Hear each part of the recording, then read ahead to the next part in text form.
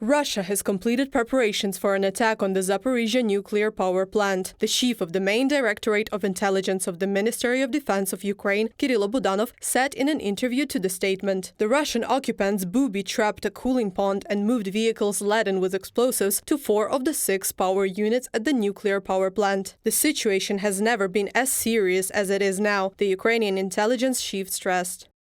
If they have any intention to do such terrible thing and blow up what they have mined, they can do a lot of harm from inside the plant. If the Russians have such intentions, and they have shown it before by blowing up the Kakhovka hydroelectric power plant, that they have intentions to create environmental damage, I think their goal is simply to create a detectable radiation output. The second scenario that I think they could implement is to contaminate the plant with radioactivity, so that it cannot be launched for some time after the occupation, so that it cannot work. Moscow may stage an attack on the Zaporizhzhia nuclear power plant due to the defeat of Russian occupation troops on the left brink of the Dnieper River, Kirill Budanov has said. But the Kremlin may also act preemptively to hold the counter-offensive by the Ukrainian armed forces and freeze the front line. So they plan to stop out troops in the Zaporizhzhia direction. If there is a disaster, if there is radioactive contamination, it is clear that it will not be possible to be there for some time. The experts of the Institute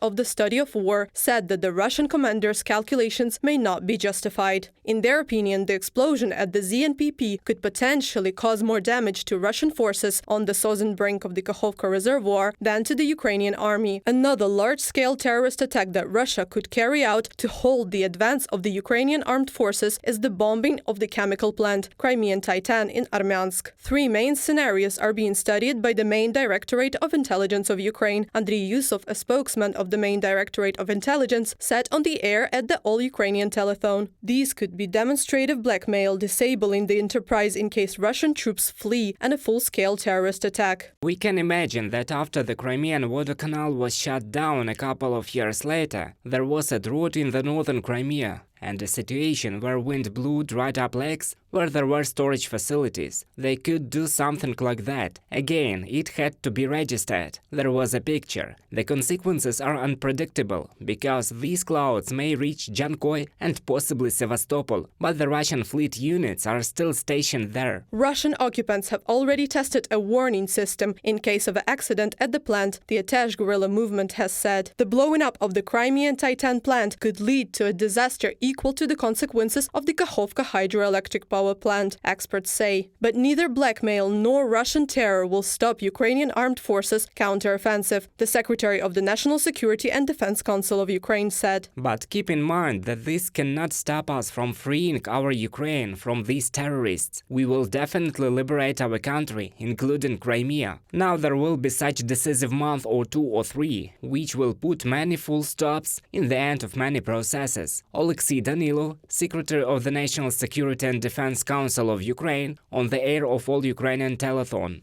Reported by Anastasia Tarnavska, Yulia Hranovska, UATV News.